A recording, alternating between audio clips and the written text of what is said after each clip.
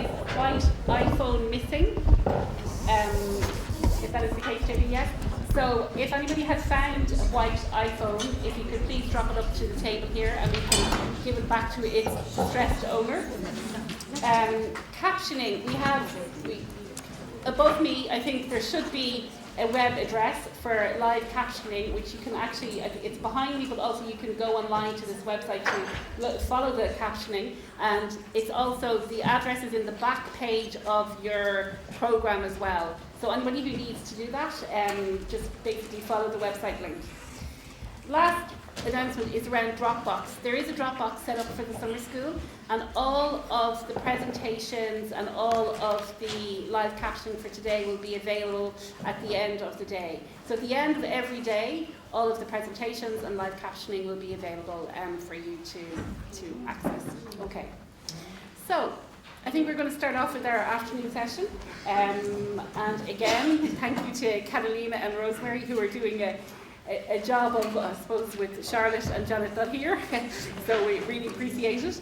And what we're going to do, I think both Catalina and Rosemary gave us a really good introduction this morning to CRPD and to, I suppose, and to post 2015 and the whole challenge we have with disability inclusive development.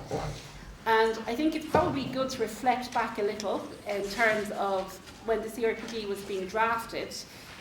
Both Catalina and Rosemary were very involved with that. So they're going to share a few of their reflections with regard to, I suppose, there was a big debate around Article 32 and around the whole area of inclusive development. So I think it's really good for setting us off for the rest of the week to hear a bit of background about that. So what we're going to do is, myself and Eleanor are going to try and be presenters in terms of asking questions. So this is a very informal kind of panel. And we're going to ask both Rosemary and Catalina a set of questions that we can address to both of you, if that's okay, just to give you a perspective. Okay. So, yeah. So we've heard a lot this morning about how the CRPD is both a development instrument and a human rights treaty. I just wanted to kick the discussion off by asking both of you how important you think that framing was, or to get certain countries on board, or do you think that framing was resisted by any countries, or were there debates within civil society about can you have one treaty that is both a development instrument and a human rights treaty?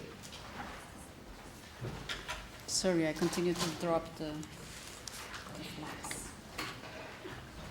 Should we start? I have it. Oh. And you turtle. What? And you turtle. Yes, I'm sorry. Well, it's interesting to think back of the discussions, and then of course I hope that we would complement each other because I don't have everything as fresh in my memory anymore. But of course, Ireland again was very, I think it was clear from the beginning that the European Union was not as a great supporter of the idea of having the introduction of Article 32 into the text of the convention, and it took us until the very end stages of the negotiation process to get the European Union on board, while the broader range of countries coming from the global south were, of course, very clear in the need of two things. We needed to have a comprehensive convention with both components on anti-discrimination and development, and we needed to have means to implement the convention, and that was the idea of having Article 32 with a clear references to also this twin-track approach and how to include persons with disabilities, how to have specific programs for persons with disabilities, but also how to make it into mainstream international cooperation processes. So it was a challenge. I think that it was a challenge that was overcome because at the end, and I remember this very clearly, one of the final sessions of in the informal negotiations, the European Union was still very strong in its position, but just the day before, by miracle, the European Parliament adopted a resolution that called for inclusive international cooperation. and they were not very aware of the impact that that resolution had in the room of the ad hoc committee negotiations, and we just came with that piece of paper and said, I mean, the European Parliament is saying this. I think that the case is now closed, but it was, I think, one of the most challenging articles. And I remember one of the the ambassador from Australia, John, what was his name? Do you remember? The first one. That was the chair of the European Union when the process started. John Bigger. Yeah. John Bigger, yeah. He was very strong on the on the non-discrimination part of things. But I think that he was very good. But I think that at the end they all understood. But I don't know if Rosemary wants to. Oh no, look, I agree wholeheartedly with what Kata is saying, but I suppose what started to tip the balance was the fact that you couldn't just think about development in terms of disability as a north-south thing. That so much of the development had to happen within the domestic realm as well. And so as we got into it, the non-discrimination model was shown for what it had always been, is that there wasn't the understanding of disability in terms of building inclusive communities, and so non-discrimination had given us nothing for the last 40 years because people with disability had been recognised within the human rights jurisprudence. So they were obviously a protected class, but there obviously wasn't the normative content to drive the change, and so it was imperative that CRPD had a development aspect. The fact that Western industrialised countries purely saw development as a case of north-south financial transactions was a little bit ignorant on their behalf and a little bit full of themselves, just assuming that everything was just peachy keen at home for people with disability. And as it became more and more obvious that the development aspect of it was not just about north-south financial transactions for implementation, but it was also about stuff that had to happen within the domestic realm, the argument became harder and harder to have. I remember one of my memories around the time of the negotiations was the actual UN building itself and the accessibility issue, or lack of accessibility issue, I should say.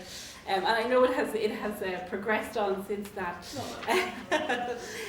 But I'll be polite. The maybe question to ask would be in terms of the UN agencies and their roles in terms of influencing around Article 32 and bringing the whole aspect of inclusive development to the negotiations.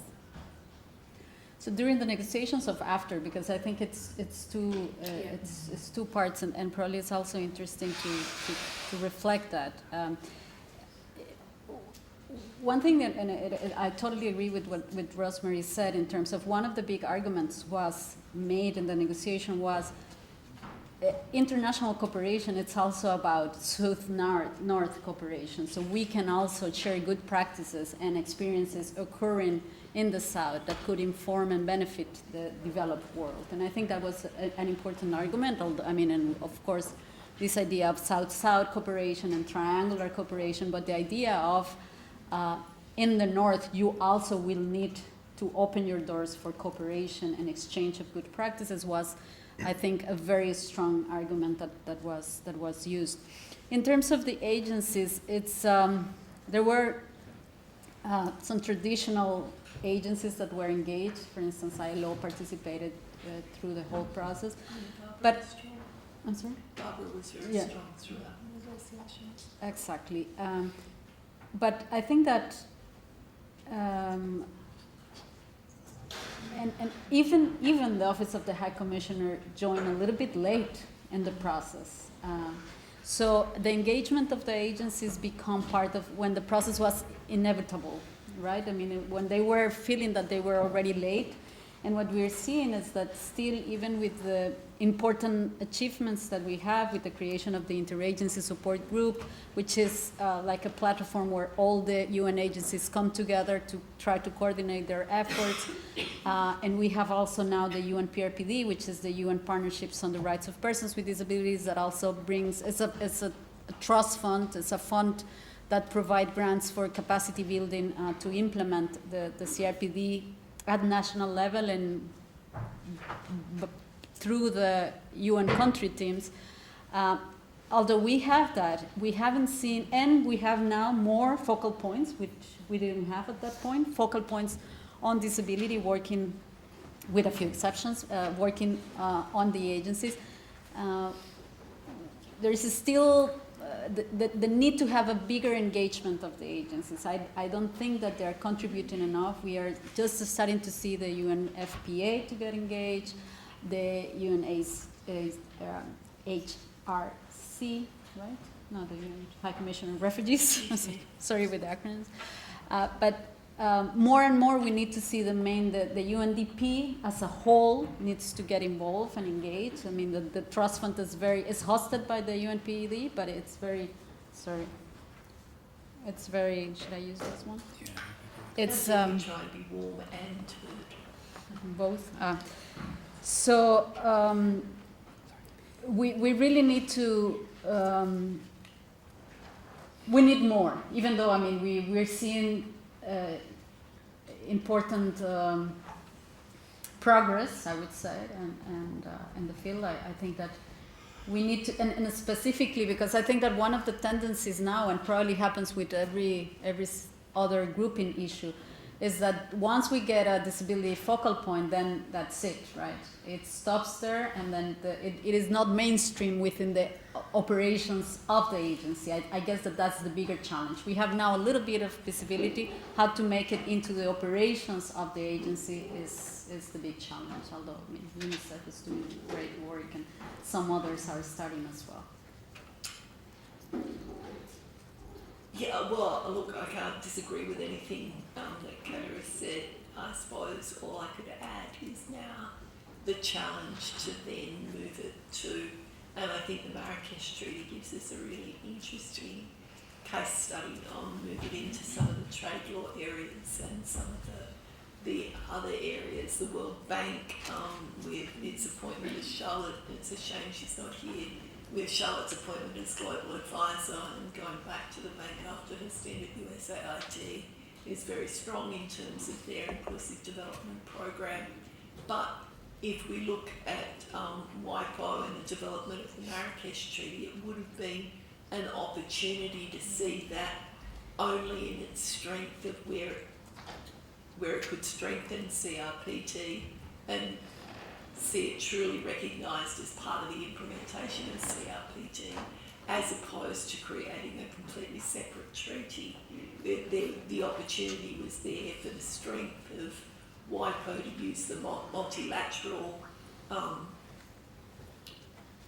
applications of WIPO to be able to negotiate multilaterally IP agreements and not try and reinvent the wheel, but you know, that's hopefully that is an experience that both the disability sector and that trade side of the UN to try and, for the next, I don't know what might be the next iteration, but whatever the next iteration in terms of disability moving into that area, that they incorporate the human rights aspect of it and the CRPT aspect of it instead of trying to reinvent the wheel. So I'm just going to ask more about, I suppose, the participation of civil society. I mean, we always hear how strong the DPOs were in the negotiations, but what do you recall of, were there development organisations kind of involved in CRPD, and what kind of role did they play, or were there any tensions between development organisations' kind of perspectives and the perspectives of some of the DPOs that were involved in the drafting? When you mean development organisations like civil society development, so international NGOs. Yes, they were, of course, and some of them probably are still represented here. And the international, the IDDC was key there. Some of the players and were strong in getting the text of Article 32 as well, and Article 28, for instance. It was they were very lean on making sure that the language on inclusive international cooperation was clear, understood, both, as I said, in terms of specific but also mainstream programs. So they did play a role, but something that I don't want to forget, because I think it's also very important, is a key concept that is related to international cooperation is that we have to make sure that whatever effort is done with official development aid, it's not done to create new barriers for persons with disabilities. I think that's one of the key messages, and unfortunately, and despite Article 32 of the Convention, we're seeing that. We're seeing that within the European Union. We're seeing that, and that's what brought it to my mind, with the World Bank, in which money, resources are being used to create new institutions, to create new barriers that further exclude the participation of persons with disabilities. And so Article 32 is also about how to make inclusive development that acknowledge that the money can't be used to further the barriers that persons with disabilities face, and how can we make to include conditionalities or safeguards in the case of the bank that will help us make sure that no money will be spent in the exclusion of persons with disabilities. I think that, but going back to your point, the creation of strategic alliances with different sectors, as the international NGOs, of course, organizations of persons with disabilities that need to create their capacity to be able to participate more effectively in the discussions around international cooperation. But also with states that sometimes is one big concern for me is that we're talking about the donor responsibility, but it's also the country that receives the money. They have also responsibility to make sure that the money that they're going to use is going to be used to implement the convention, and not to create more barriers, and also that money has to be used in a way that foster the ownership of the process, because otherwise we are not really going to make any sustainable change. But yes, we need to have, probably going back to your question, we need to have that kind of a strategic alliance, and the role of international NGOs was very important in the process. I agree. I mean, they were important in the process, but I think we also have to recognise that they came to the table with most probably a greater understanding of international law than what a lot of TPOs came to the table with. There was a massive amount of capacity building in Conference Room 4 between 2002 and 2006. I went to New York expecting to be an absolute sponge sitting in the corner and expecting, all these fabulous minds to be there and all this knowledge, and I was just going to absorb it. But that wasn't the case. There was a distinct disconnect between the Departments of Justice and their knowledge around disability and the NGOs and their knowledge of international law. And then there was the DPOs and international law. And then the intermediaries seemed to be the few international NGOs that worked within the area of international law, that knew international law and had some understanding of disability, and so they did play a critical role. The big international development agencies and the other human rights, general human rights agencies played a big role in building capacity within other civil society sister organisations. But I think now that has shifted somewhat. I think TPOs have really through this process developed their knowledge and their skills around international law, and should and are engaging in a leadership role now that they didn't have the capacity to do during the early stages of the negotiations. And I think that's really important. And I think we have to keep in mind that development agencies are development agencies, they are not DPOs. And whilst they work with people with disability, and they may have people with disability that work for them, yourself, Mary, they are still not DPIs, and that needs to be recognised and that needs to be respected. Because if we're talking about the leadership of people with disability, it is the leadership of their representative organisations, and I think that's an incredibly important thing to remember. And but that's not taking away from that very pivotal role that in the early days that development agencies played. Yeah, I mean, I think in turn, I meant to be asking the questions, but I'm giving comments now as well. And there's just two things, Rosemary, that you raised there in regard to, I suppose, the Department of Justice and their role. And I remember being I was funded by the Department of Foreign Affairs to go from Ireland to the actual kind of to be observer, not actually part of the delegation. But there was I remember there was a big, I don't know if anybody still in the room, but there was a big row at the time between the Department of Justice and the Department of Foreign Affairs in Ireland about who owned this issue, and because it was an international issue in terms of the convention, but it was obviously, from Justice's perspective, they saw it as a domestic issue. So there was, and it went on for, and I remember we were in the middle of it, and in the end, Department of Foreign Affairs were, and actually Department of Justice went, so both departments from Ireland actually attended the negotiations for the majority of it, yeah. But I think the other issue you make with regard to DPOs is very important, and maybe with regard to, is one of the things I observed, because I came from I was an executive director of an NGO in Ireland at that time, DPO, and it was one of the issues that, we were bringing forward our issues, but we immediately were, I suppose, immersed in the international perspective and meeting, brothers and sisters from the south, or whichever word we're going to put on it.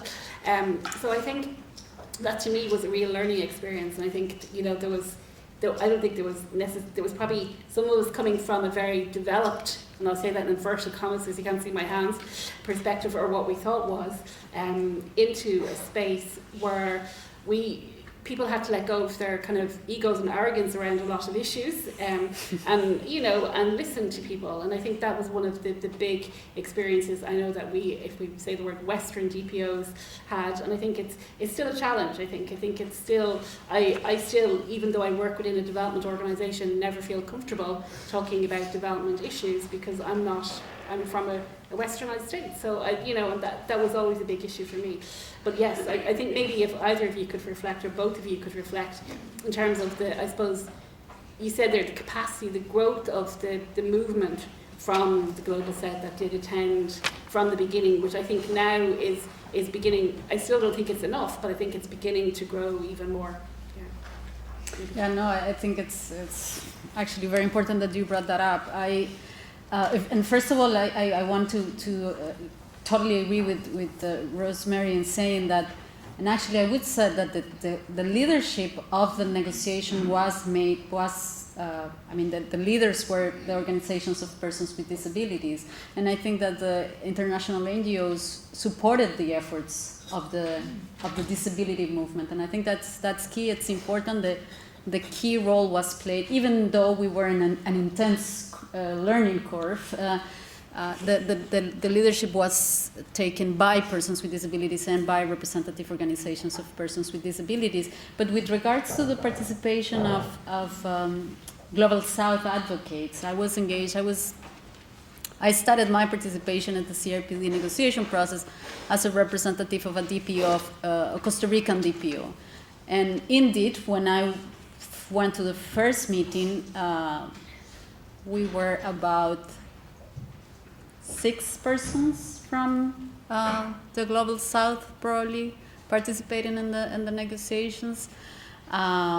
We started a process that was called the South Project to bring together advocates from different parts of the world we were partly successful because it was, first of all, it was expensive, of course, to bring people to New York for more than 2 weeks at the time, to cover all the expenses, also to identify the right people to come and to get to participate. But we did, and we created at the end, I believe, a substantial group that participated. And it's true that we learned a lot about each other in the process in a way that was, I think that I haven't seen as much solidarity. And the I don't know why, but that crucial moment in which we negotiated the convention probably will never be repeated because of several factors that occur at the time.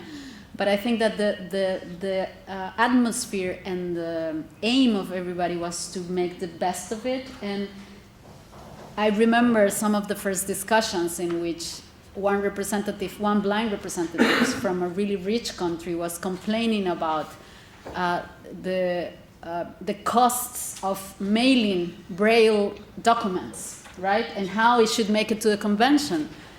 And then we said, do you know that in one of our countries there is only one Braille printer? So what is that we are talking about, right? I mean, how do we measure the extent of the needs, and where do we put the line to cover the basics and make sure that we are supporting the rights of persons with disabilities? So it was very interesting just to get that reality check in both sides, I think. For us was also to learn about, so we can think about that. We can even think about having a Braille printer at home, right? It's something that was never an option. And, but for them was also about, we cannot be thinking about, I remember also when we were discussing about the renovations of the UN building, and they were telling us, which is not true, that the new building was going to be fully accessible. And someone said, yes, but you have to think about the allergies that new painting will cause to persons with, and I was frankly very shocked about it. I said, well, we cannot move around here, so I guess that it will be good to. But that was the kind of dilemma that we sometimes face. But the atmosphere of the negotiation allow us to just overcome those issues and bring the voice, I think, of the most marginalized. We never made it to bring the most marginalized people, and we, for instance, made the effort and at some point in a private conversation, we can share the anecdote of how indigenous persons with disabilities made it to the preamble, because we were not able to build a case to have more references inside the convention for that. But the efforts were made. And McKay would say, the enemy is the perfect of the good, so at some point we had to stop. Perfect is the enemy of the good, yeah. I've come to Galway via New York, where both Catherine and I were at the Conference of States Parties, and nothing thrilled me more than to sit in Conference Room 4 and to see up on the podium Seta Makanaway from Fiji as part of the discussant panel.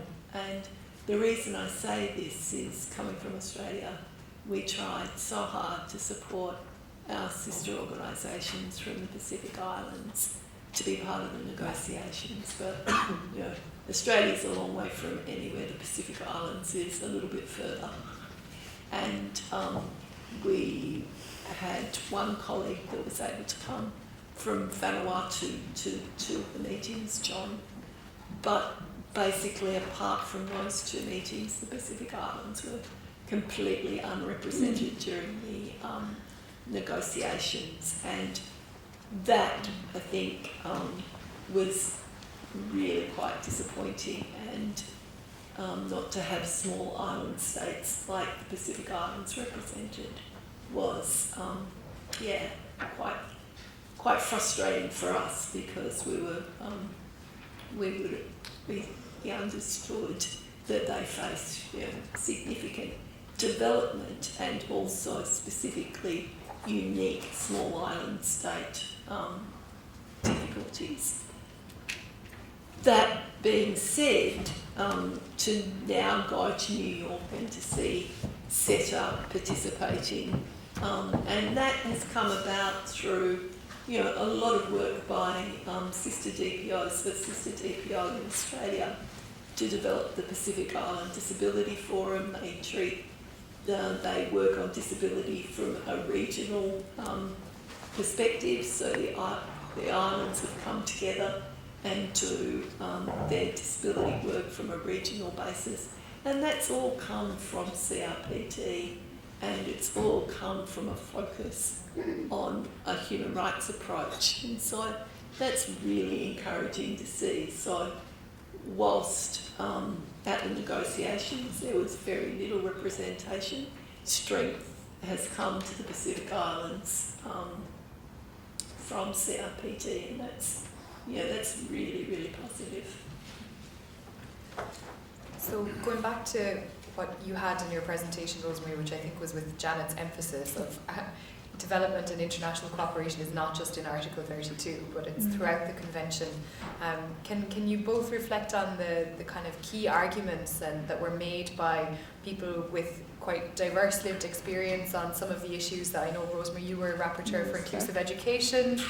I'm sure there were lots of interesting, and I know you've talked before about some of the different arguments that people made from different backgrounds about that right, the scope of that right, and maybe on social protection, which you mentioned as well, Kata, or any of the other areas where you thought there was not just a divergence of views, but something productive and positive came out of that tension, or really there was leadership from the South to show how the article should be framed.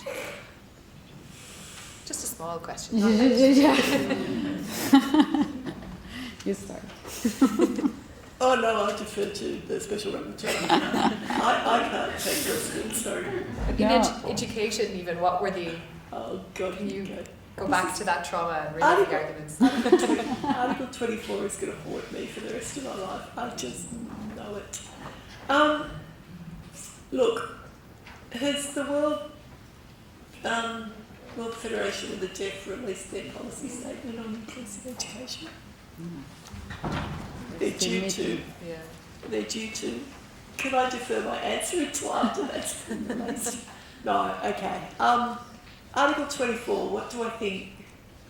I mean, one of the greatest challenges was the fact that within DPIs themselves, there was a huge tension around segregated education. Physical disability and intellectual disability were adamant that there should be no segregated education. Sensory disability, both deaf blind and blind, very, very adamant there should be segregated education. And never the twain shall meet, and psychosocial disability sat in the middle, I think, and sold votes for Article 12. I didn't say that. Yeah, I did.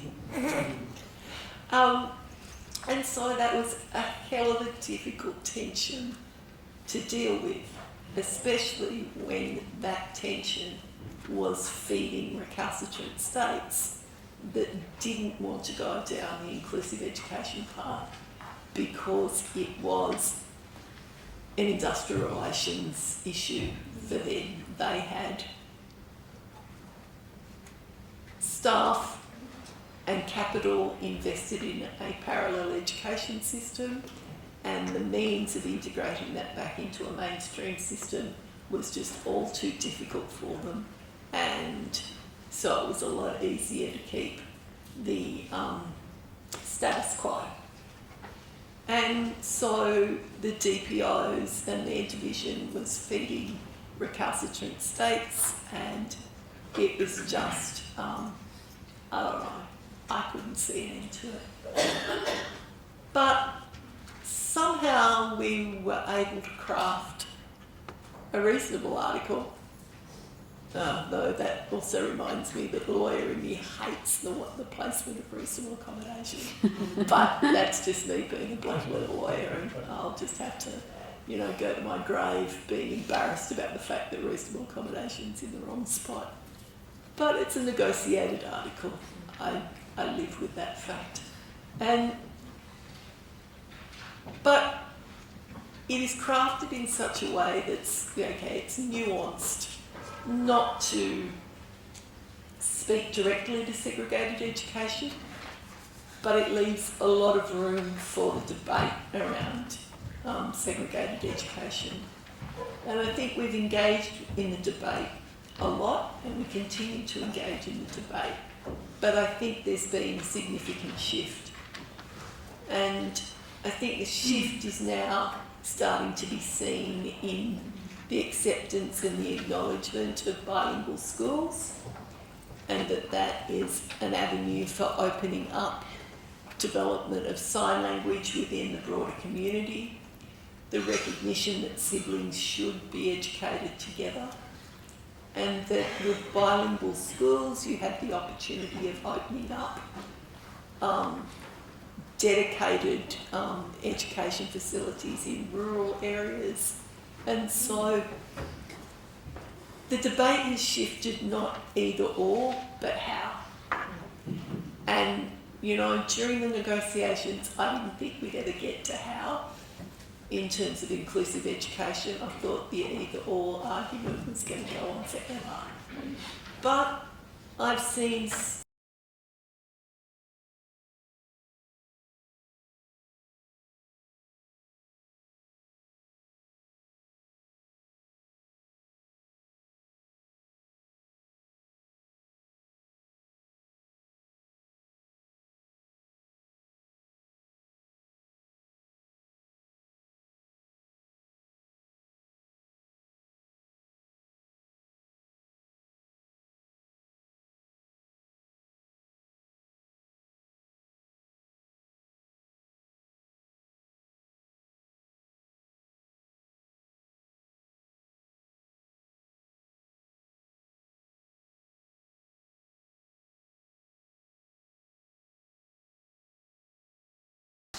it's a political tool. I want to highlight that we needed to have that tool that it's prompted, it's provoking the changes that we need. I mean, it's even though I'm still unhappy with the level of support that we're getting from the international cooperation world. I mean, we still haven't seen a major transformation. We are making positive steps because of that.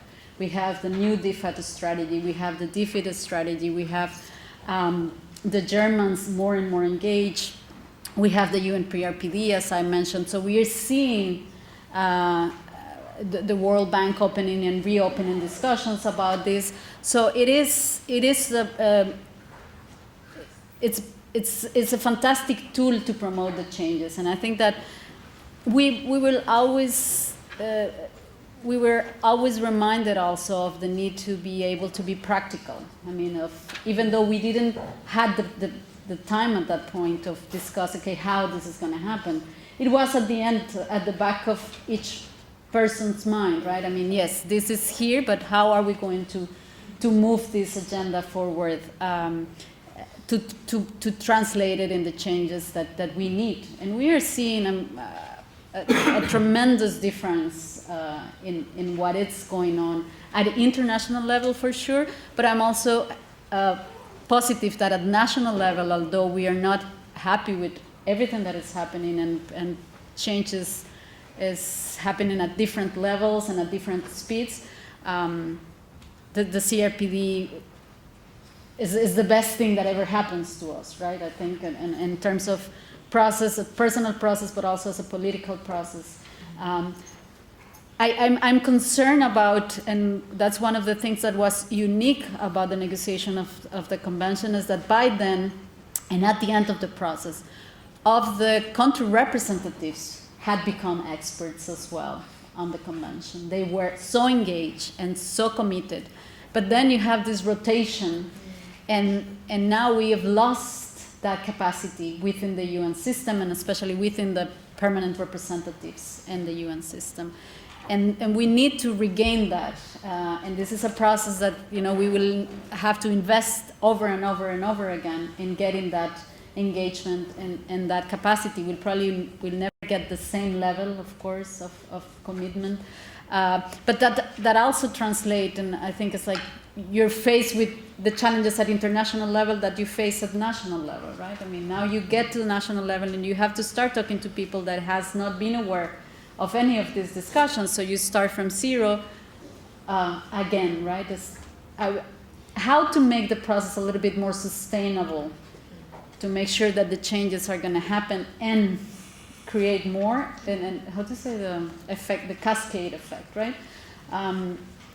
I think that's one of the main challenges now, right? I mean, we have the tool is provoking a lot of engagement of the UN agencies, will make a huge difference as well. But I'm also convinced that engagement of donors and creating the demand for inclusion will also be a crucial part of it. Once there is resources, there will be consultants to do it, there will be, it will be demand for inclusion, and we have to make sure that we create that kind of demand to provoke the change. I'm sitting here with a smirk on my face because when Catalina was saying that, we've got to create the ability to sustain this, and I'm just sitting here thinking, inclusive education. if kids are included together from the very beginning, they have experience of disability.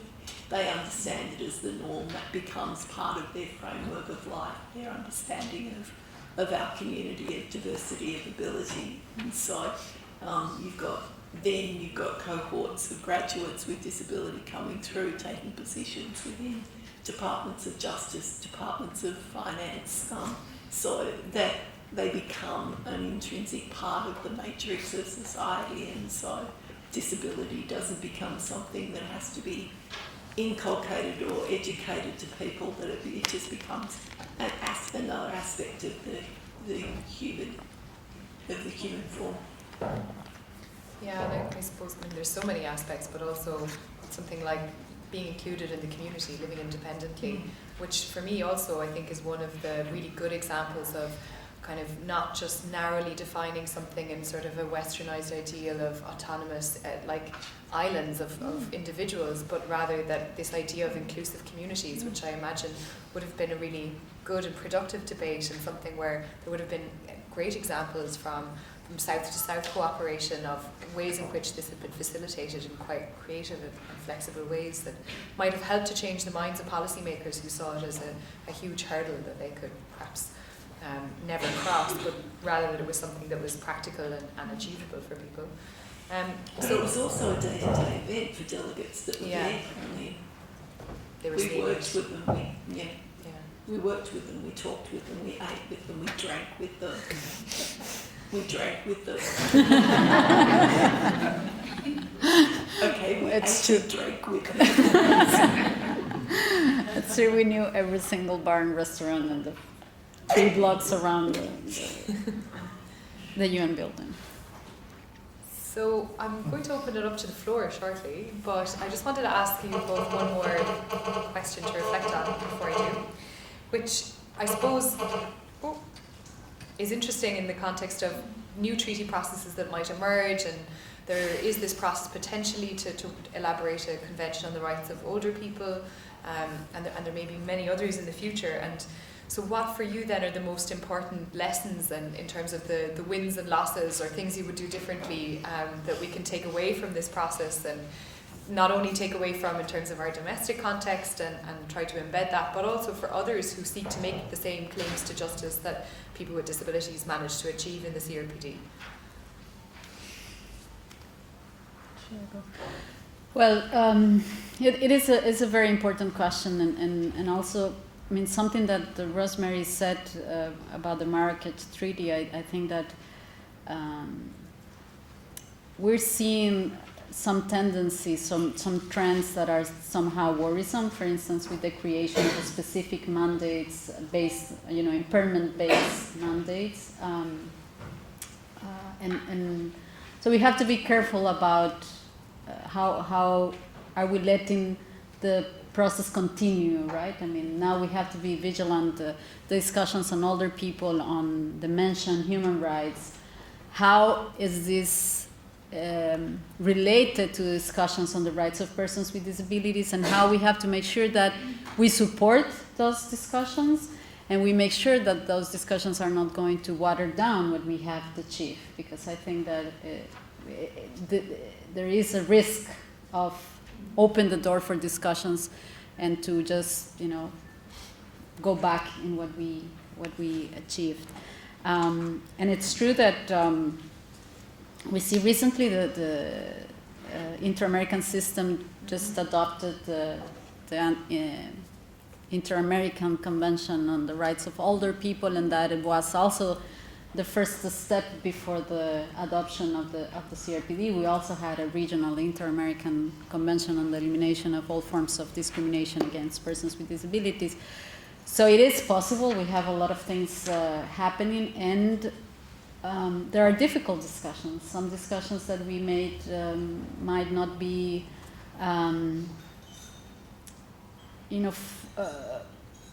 fully aware of the extension in which it could affect the CRPD implementation. So we have to participate in that process, to be as involved as we were. I wouldn't say, and frankly I have to ask you, Rosemary, because my recollection of the process of the CRPD is such a wonderful recollection that I would say that it's hard for me to say what would I make different. I think that I couldn't think about something that was not, everything happened in a way that was kind of good, right? You see, she's the negotiator. But yeah, so. But No, I agree with you. I think it was a really positive experience. I mean, I suppose I don't think it was completely all good, but I don't think I can damn anyone for any particular reason. There are things that I thought could have gone better, but that's just the nature of politics, and regardless of your belief in anything, it is a political process, and as you said, it's a negotiated process. I think in terms of the potential convention on the rights of older persons, you are so correct. We have to engage, and if it goes on much longer, I will be an older person, and I'll have legitimacy to engage. But there are critical issues that will be brought up, will be discussed, and there will be end-of-life discussions that we have to be engaged in. We have to be engaged in issues around residential care, because living independently and being part of the community is critical, and you don't want to see wedge opportunities that will have adverse effects on what was so hard fought for during the CRPD negotiations. But there's also the potential for us as a community to engage with the older person sector, to be able to empower them. I mean, as I said before, the start thing, maybe I was just a person that came from a freak background. Well, no, I'd studied law, I'd studied international law specifically. I happened to have broken my neck and being a person with a disability. So having those two things seemed to be, fairly bog standard to me, because that was me. But I got there and realised that not a lot of people had those two experiences, had the international law and had the disability experience. And so I'd say older person sector is probably in the same sort of situation that the disability sector was in going into 2002 and the start of the negotiations. So I think being engaged not just in the negotiation process, but being engaged with the sector and helping build capacity within that sector to engage in the negotiations, I think is critical. And I think it's very important also for them to see what could be critical impact issues for our sector that could potentially be wedge issues. Okay, so on that note, I'll try and open it up to the floor, and I might ask for some volunteers to take mics and ask some questions. And I'd like for people to, use the wisdom of the panel that we have here to maybe highlight some issues of CRPD implementation or in a development kind of context that you're struggling with in your own countries, and seek some advice from our great panelists. So I'll hand over my mic, and maybe this one. Is your pen here?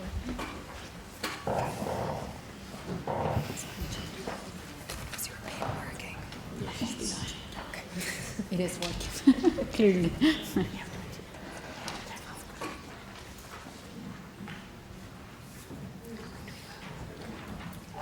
Good afternoon. My name is Yvonne Dowsap. I'm currently the Deputy Dean of the Law Faculty at the University of Namibia, but I also find myself in the fortunate or maybe unfortunate position of being, maybe it's not unfortunate actually. I was just recently appointed as the chairperson of the Law Reform and Development Commission in Namibia. So I'm making that transition in about 2 weeks' time. And I found some of the presentations quite interesting, but what I find particularly challenging is the conversation of law reform, particularly where we have, Namibia has ratified the CRPD, but we have a 2004 law that does not comply with CRPD, particularly around issues of access to justice for persons with disabilities, around issues of some of the laws that are currently on our statute books that are not only discriminatory, but are also not compliant with the provisions of the Convention. And I'm interested to know, how would we start that conversation? Because I'm stepping into this very important office in about 2 weeks' time. And I have to deal with the challenge of what the President, luckily the President's speech has the language and tone of a development agenda. So having heard a lot of development issues coming out of this particular program for today at least, I feel comfortable that perhaps that's a kind of conversation that I can have fairly easily. But how does one start that kind of conversation to convince everyone else that you're going to be working with politicians that have their own agenda about what they want to see of the program of law reform? So I would like some pointers, maybe if you can, and I don't expect that kind of exhaustiveness, maybe just some ideas of how one can start that conversation with the President and the ministers and everybody else. Thank you very much. Maybe take a few questions at a time if we can.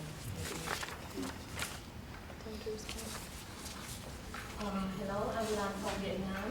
I just have a questions to Dr. Kayas and Ms. Yolanda about the coordination of responsible ministries in terms of how to make sure disability is inclusive in the development process.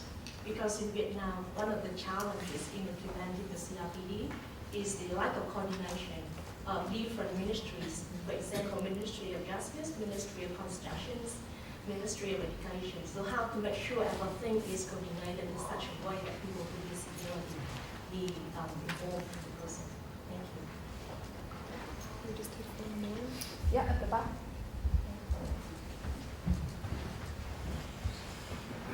Yes, thank you. I'm Papa Jang from Senegal. By the discussion going all around the world, we realize there is a big gap between the Francophone world and the Anglophone world. The debate is more important in the Anglophone world.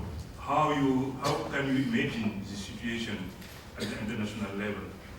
Why is this gap between the Francophone world and the Anglophone world? Thank you.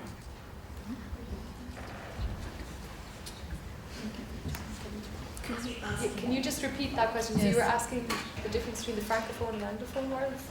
I mean, the debate on human rights and going on the topic is more debated in Anglophone-speaking countries than Francophone-speaking countries. Why? Okay, now we know. So, we'll take one more question and then come back to the group. Hello again. My name is Madalina Krusa. I am from Romania.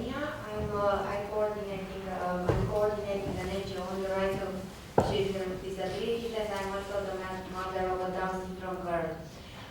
What I'm particularly interested from your experience is how can we make out of CRPD, besides a wonderful advocacy tool that it is really, a protection tool.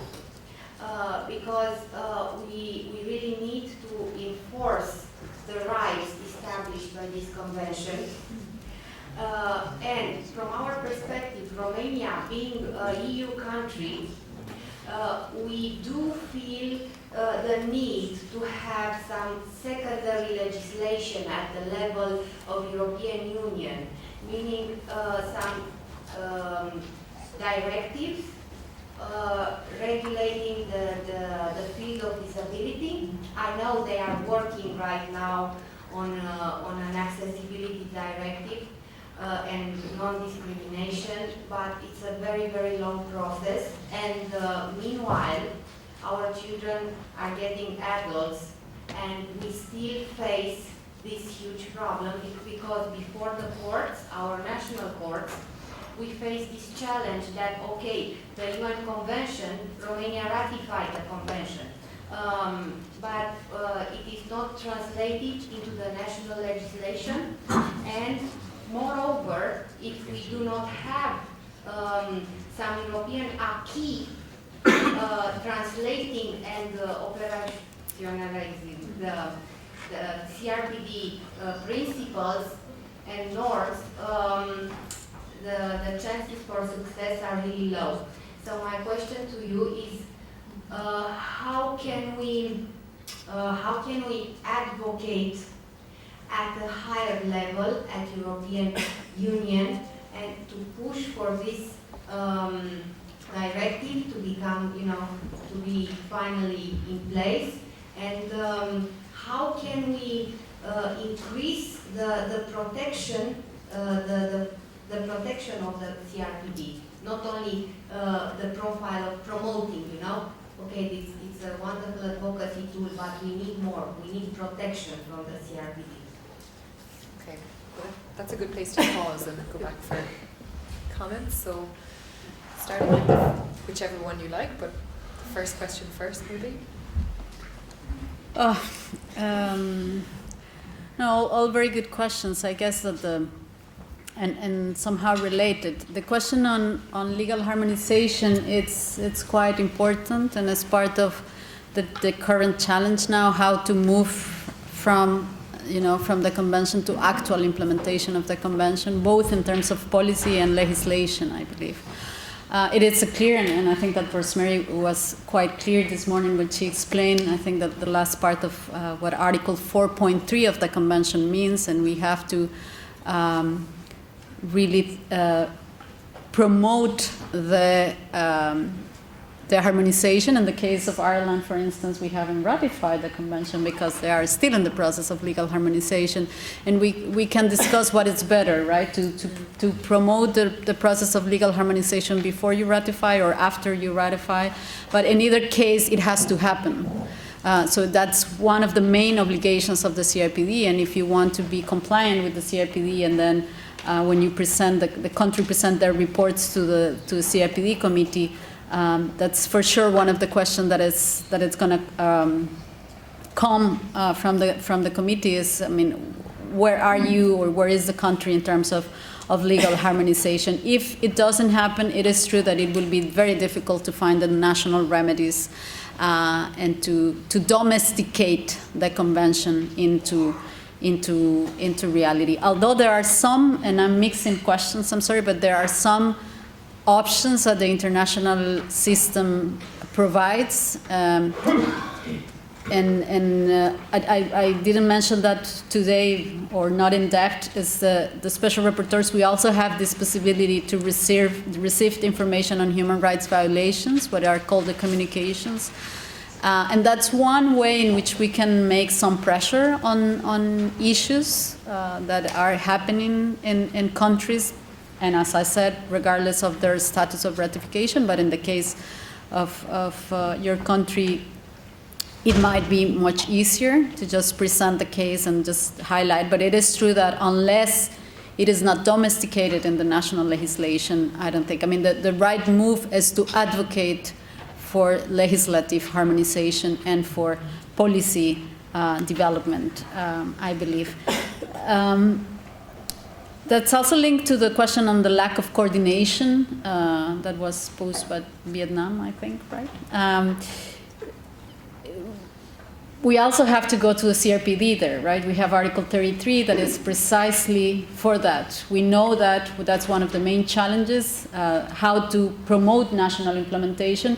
And the three core elements of the article is we need to have a focal point. If possible, we need to have a coordination mechanism where you sit with all your different agencies, ministries, and you try to harmonize the efforts that you're doing. But also important, and also important for remedies, is the creation of an independent monitoring mechanism at national level.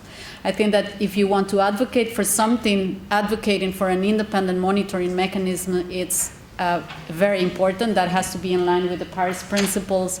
So it could be within the national human rights institution in a country. It could be a separate entity, as long as it follows the Paris principles, and it will help a monitoring implementation of the convention. In terms of the lack of debate in the Francophone world, I will say that it's exactly the same in the Spanish-speaking world. We're seeing a lot of development, and most of development happening in Anglo-Saxon countries, and English-speaking countries benefit from that development. But it's a great challenge to share the information that it's happening and that it's being debated in the Anglo-Saxon world with the rest of the world, and not to speak about other countries that speak many other languages and face tremendous challenges just when we were talking about the translation of the convention and the difficulties that translating the convention has created for some countries, in which a lot of the crucial innovations of the convention haven't been translated in the good way, and resulted then in no changes at national level, because when they say legal capacity, they say, well, legal capacity doesn't include the capacity to act. So that changes completely the meaning of the disposition, but it's accepted because it's how the official translation of the convention was adopted. So it's a big challenge, and I think that probably one of the big challenges for Galway also is to invite other stakeholders to this table, and from the academic world specifically. I leave it there. Yeah, I can't add that much more to what Kata had to say, except for in terms of law reform, it's very important to bring people with disability to the table, because having an understanding of what the actual barriers are is incredibly important. But also one of the main things that politicians and legislators probably need to understand the most is, because generally the question is asked, can we afford to do this? And generally the answer should be, can we afford not to do this? Yeah. I totally agree. And generally the answer will be, well, no, you can't afford not to do this, because continuing to set up parallel systems to continue to isolate one, significant segment of the population, I mean, at an underestimate 15%, at a most probably a more realistic estimate 20% of your population, to isolate them, to leave them excluded from the economic community and the economic life of the community, is creating a drain on the economy, and it will continue to, because what you're doing is you're condemning a significant amount of the population to a welfare dependency. And that is damaging for those members of that community, but it's also damaging for the community as a whole in terms of the richness that a truly inclusive community could bring to bear. in terms of coordinating, I have absolutely no room to speak. Australia hasn't been able to. We've got 2 focal points, and yeah, no, we couldn't coordinate our way out of the wet paper bag, it seems. So I understand your dilemma quite well, and I mean, ideally, there would be, say, an Office of the Status of Persons with Disability, like many governments have an Office of the, well, our government has an Office of the Status of Women. How we can't have one for disability, I don't know, but it seems to be impossible. But that's sort of overarching. The Office of the Status of Women is embedded within the Prime Minister and Cabinet, so it's a very senior level, it's got oversight level, it's got Cabinet participation. You know, all the things a coordinating body should have.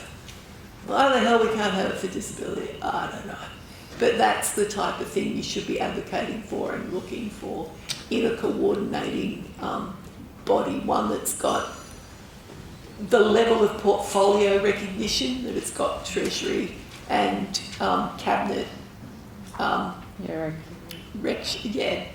recognition and interactions. So, yeah, really important. Why are we not speaking? Why is this not being spoken about outside English post-colonisation? Oh.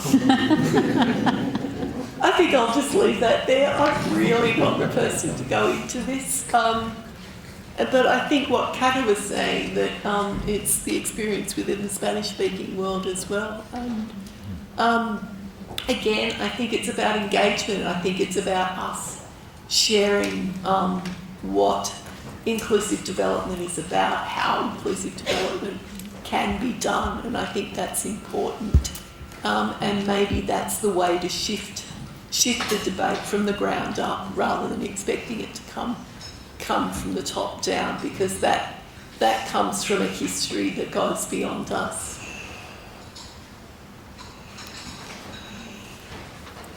I think we could, I saw a few more hands go up, so I think we could take a few final questions. Yeah.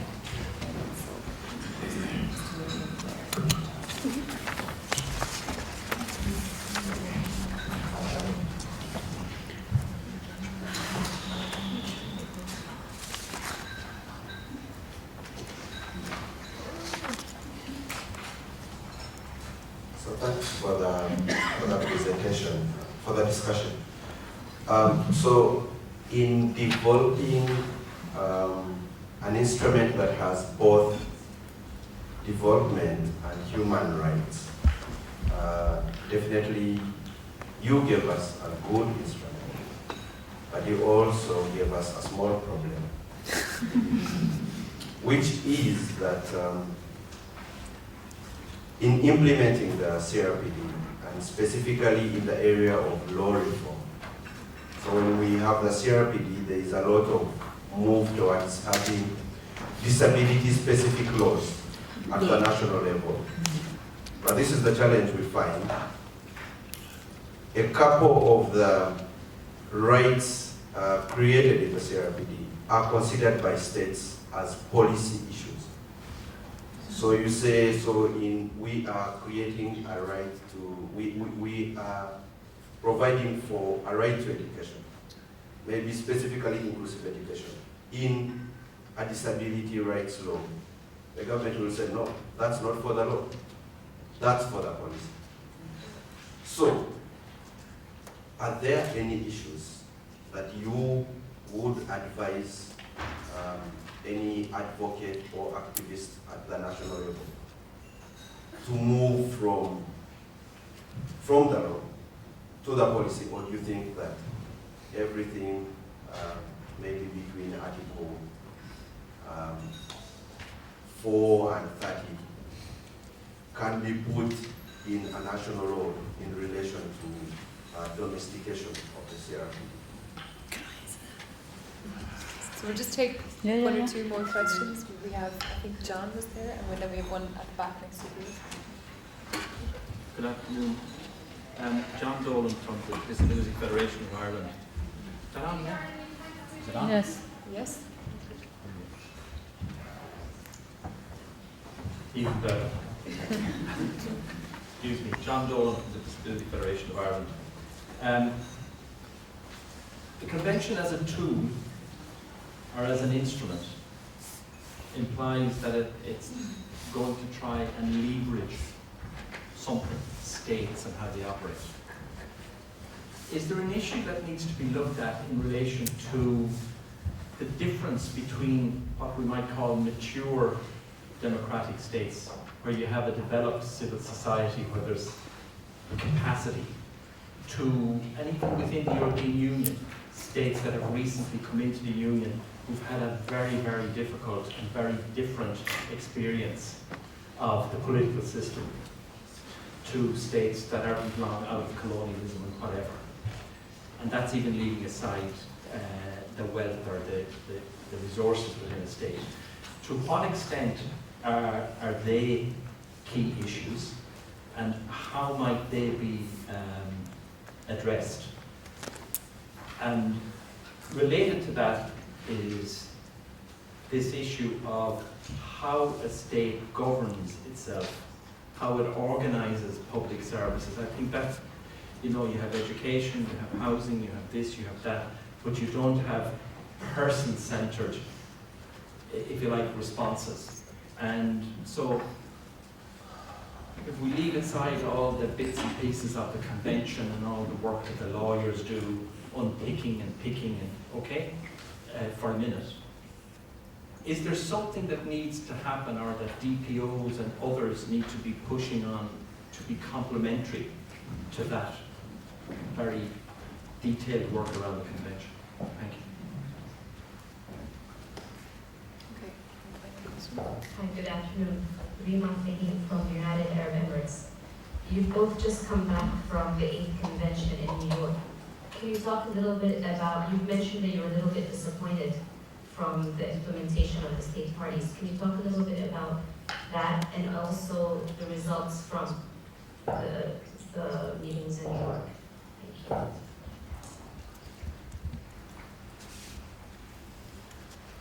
Okay, who wants to go first? Rosemary, She this time. requested. You did, you want to Yeah, Yes, go she well, requested. my response is I wouldn't be having any disability-specific laws. But just no, just don't. Stop it. You'll go blind. No, I actually think disability laws are not what CRPD talks to. In fact, I would argue that CRPD talks to having laws that can pick up a disability perspective, pick up a gender perspective, but are of general application. Because laws should be about, non-discriminatory laws should be laws of general application. Even when you're talking about anti-discrimination, you would talk about them as equality laws that have application to certain characteristics, but to truly acknowledge intersectionality and diversity, that you would be focusing on equality as being the overarching objective of the law, and then within its application it would be applicable to protect certain characteristics. And an inclusive education piece of legislation, I just think is no. You're quite right, it's a policy thing, and it needs to be a policy thing, and it should be dealt with that flexibility that policy gives you. So my answer is pretty simple. I wouldn't personally be arguing that CRPD has a mandate for countries to go back and develop disability-specific laws, have a national disability law. You would never ever cover everything that a person with a disability might,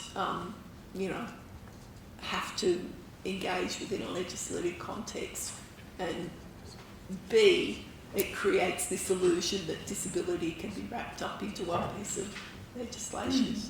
And that's just an illusion that we are homogeneous, one-dimensional beings. I got so excited about that question, I forgot the others. I haven't reminded me. The national responses, like the different contexts of each country, like developed countries or countries that have Oh, yes. What can DPOs do? Yeah. DPOs, the language of DPOs is incredibly important in terms of making sure that there's a voice, and that there's a big role that DPOs can play in terms of being able to help build capacity with sister organisations. And one of the strengths of the Australian strategy, the Development for All strategy, was that it was focused on building capacity within DPOs within recipient countries. International law works best in a highly developed democracy. International law is theoretically fabulous, but only when you find that theoretical democracy that works properly. I teach international law as a job, and I have a great respect for international law, but I have no illusions about international law either. I don't hold it on any great pedestal that it's going to achieve very much without the right sort of conditions. It's a lot of hard work to get international law to actually achieve a hell of a lot. But that doesn't mean that I don't think it's not worth having international law. And so I think it's incredibly important, the role that DPOs can play. And so I think development strategies like the Australian strategy that is focused on building those democratic processes, so building capacities within DPOs so they can engage in the democratic processes within the domestic arena, and also for DPOs within established democracies to play supporting roles with their sister organisations in the South, for the want of better terminology, I think is incredibly important. And third? The New York question. The New York question. Yes, New York. They've got removable seating now. Does that work? Yes, the implementation was obviously patchy in terms of, you'd have one country talking about 22 billion being spent on something, and then the next country has got 4 new accessible cabs or something. So yes, there was a lot of disparity between the implementation. I suppose the most disappointing thing for me was that there was no coherent strategy across the board, really, was there? You couldn't see any consistent focus on a coherent, targeted strategy that was informed, that was budgeted, that, you could see there was purpose to what they were doing. I was a little bit surprised to hear Australia actually sound a bit organised. And maybe that's not saying much, I don't know. But that one of the things that struck me as I listened to a lot of the States Party's reports back was there was a lack of that really structured strategy. And I found that a bit disappointing. Well, I couldn't agree more on the need of building the capacity of DPOs. I think that is the first and best investment that can be done in terms of advancing the CRPD, and it's a sine qua non requisite requirement to advance CRPD implementation. I totally agree with Rosemary that we are not aiming for disability-specific legislation, but we are aiming to include the needs and the rights of persons with disabilities within all the policy and legislation that affects the lives of persons with disabilities, which will result in being almost everything. Because I cannot think of a piece of law or policy that would not directly or indirectly affect the lives of persons with disabilities. And if we go through the creation of a specific disability laws, that I'm not saying that, some countries, depending on their organization, may want to opt for that. Sometimes those laws become, may even result in having, as a matter of fact, less hierarchy, even though the legal system doesn't provide for that kind of differentiation, but it might end up being a ghetto law. So we need to make sure that we have everything. We have a comprehensive approach to that, even though, and for instance, in the case of Latin America, a lot of the countries are opting for having disability-specific legislation. It is, if we have it, it's okay, but we have to make sure that at the same time changes are happening in the rest of the national legislative framework. With regards to the ownership, I believe, of the responses and how each country can develop different responses and has different needs. When it comes to the CRPD and the rights of persons with disabilities, I may have a different perspective in what Rosemary said. First of all,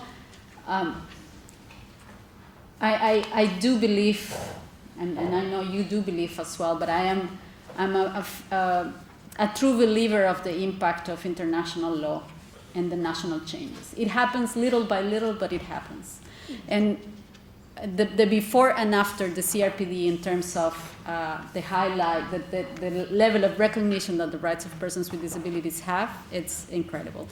But then the second part of it is that even in societies in which we have a strong rule of law and a strong civil society participation, situations of persons with disabilities are not much better. And what we're seeing even and actually in some of the Western European countries, we're seeing the worst violations of rights of persons with disabilities when it comes to inclusive education, for instance. So I don't see that sometimes, and you were there also in the discussions on the day of general discussion on inclusive education, and one of the CRC committee members said something that for me was very important. He posted this example of how every time the Committee on the Rights of the Child has an interactive dialogue with a country, he asks the country the same question: what are you doing in terms of inclusive education? And then he said, I was there listening to this case of a very poor country that was just faced a situation of conflict and armed conflict, and the country was totally destroyed. And so I was there listening to this catastrophic thing, and I said, should I ask about inclusive education here? Is this worth it, right, in this situation? But he said, well, it's only fair because I do it with every single country, so I will do. And so he did. He asked the question, and then the ministry, or the minister, replied like, you have touched on a very important point. We are aware that we can't afford the cost of excluding persons. And so from the beginning, we're designing our plans to make sure that every single children is included in their education system, blah, blah, blah, blah, blah, blah. So he was very surprised. Next day, they review another country, a very rich, very well country, very developed country, lots of democracy, blah, blah, blah, blah, blah, blah, same question. What are you doing to promote inclusive education? Oh, no. Let's don't talk about that. It's too complicated. We have our systems. It's, separated works better. It will be a total disaster to do it. So it's not a matter of resources. Sometimes it's not a matter of capacity. It's a matter of really understanding the paradigm shift. And so I think that, of course, it's easier sometimes when you have the resources, but sometimes, oh, sorry, time is out again. So it's it. I'm too committed, but I think that it's it. Yeah, I finished. So I just encourage those of you who want more answers to your questions to continue to have this dialogue in the coffee break, which will be from now until You have to learn me. I know everyone back at 4 if we can. Okay, thanks everyone.